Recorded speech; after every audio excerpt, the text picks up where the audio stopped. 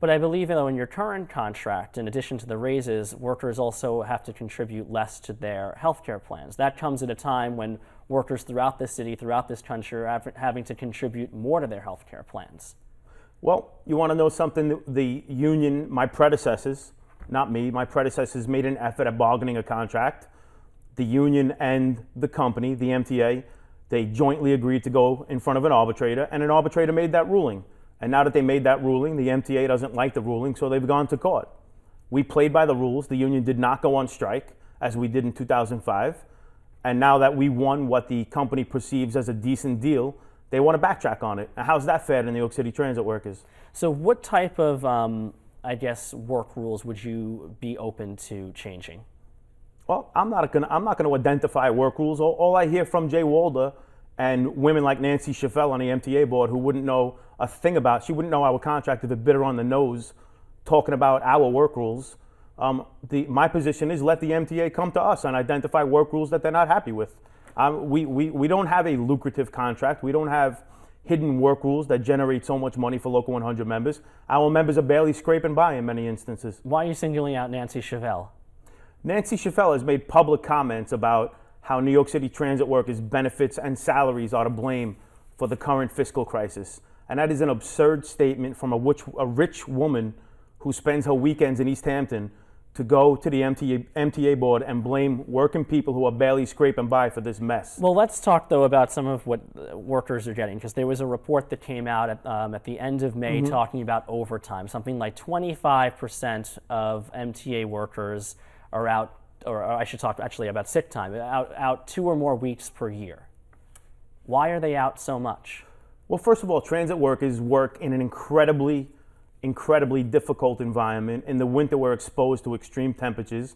In the summer, we're exposed to extreme heat. If you ride the subways, you know how hot it is in the subway right now. Imagine how hot it is in the middle of a tunnel under the East River for track workers, for instance, doing a rail job. So it's not as if we work in an ideal environment where it's very easy to be healthy. That's for one thing. And the other thing is that the majority of transit workers do not take that much time off, and they do not use 2 weeks or more sick days a year. The majority of transit workers are very responsible with their sick time. But I mean, you mentioned the people who are working on the tracks, but what about the conductors? What about the people working in the trains? I mean, what type of harsh conditions are they exposed to? First of all, conductors are exposed to incredibly harsh conditions. People spit at them, people punch them. They're under constant stress from the riding public. Train operators go down onto the railroad tracks in the summer, and in the winter, they walk around trains at 5 o'clock in the morning in January. They're exposed to the elements as well as anybody else. So you're saying all of these people, all of the people that were identified for taking 2 or more weeks, they're all doing it legitimately. They have legitimate reasons to be out. I'm not going to make claims about and say that every it seems single like a rather transit high worker. Number.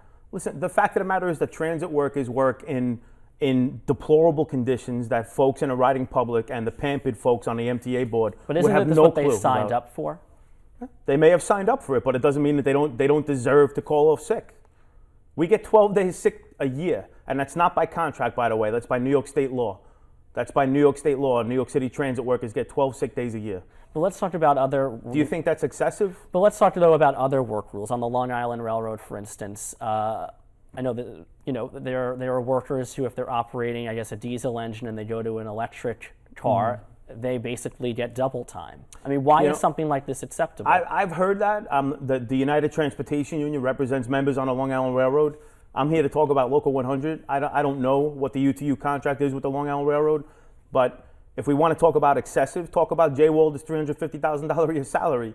How do you justify talking about a New York City transit worker taking some sick days off a year when you're making $350,000 a year with a $5,000 a month housing allowance? How absurd is that? Doesn't leadership start at the top? Well, let's talk. I mean, so can you identify? You won't identify any rules that you think might be open to changing. When the MTA identifies rules to me and they want to get into a situation where there's constructive bargaining, for instance, at the next round of contract negotiations, I'll look at what they have to say. But don't be deluded into thinking because Jay Walder stands up there or Nancy Schaffel or any other member of the MTA board that we have this incredibly lucrative contract with work rules that are making us rich. That's not true. It's simply not true. Well, you've singled out Jay Walter. What is he like working with compared to his predecessors? Well, I never worked with his predecessors. I'm not necessarily happy with the job that Jay Walter's done in New York City. And I think that he debunks the perception that because you're the chairman of the MTA, you have the interests of New York City riders at heart. I certainly don't think Jay Walter has the interests of New York City's transit riders at heart. But isn't he working, though, under some really difficult circumstances? I mean, you're saying they have all this money. You're making it seem like he's operating an agency with a flush budget. Listen, when a guy makes $350,000 a year and he wants to target workers that are barely getting by, where our spouses are out working so we can afford houses in New York City, it's very difficult for me to take seriously his criticisms of what New York City transit workers make or earn in a year. Very difficult. Well, how much should he make? What's an acceptable salary for him? Certainly not $350,000 a year. Certainly not that significant amount of money. And if you add his housing allowance in, it's over $400,000. Why should he make that much money when the MTA is in a fiscal crisis? And let me point something else out to you. He's talking about saving money everywhere he goes. As you know, there's been published reports about this efficiency expert that they hired now for $217,000 a year. That's the MTA way. So what, $150,000, $175,000? That would certainly be more reasonable than $350,000. But at the same time, though, isn't it necessary to have these salaries to attract a manager, competent manager? Absolutely not. And I don't particularly perceive Jay Walter as a competent manager. And I don't think that the overwhelming majority of the riding public perceives him as a competent manager. A competent manager would have taken the stimulus money that was available to him and prevented the service cuts from happening and stood up for New York's working families, and he is not. Okay. All right, John Samuelsen, we are out of time tonight. Thank you for coming in. Okay. All right, it's time for a break.